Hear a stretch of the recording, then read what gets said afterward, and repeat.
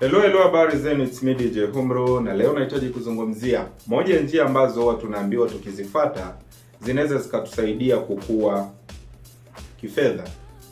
Na njia hiyo ni ipi? Chelewa kulala, wahi kuamka.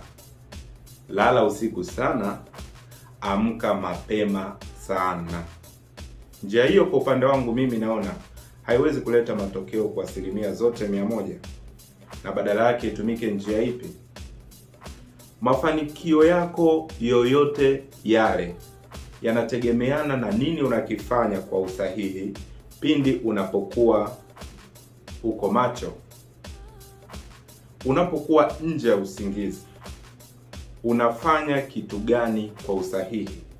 Hichi ndicho ambacho kinaweza kikakuletea matokeo mazuri.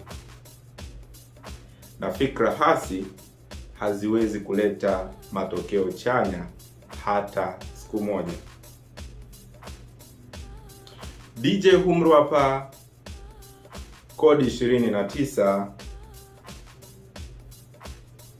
over.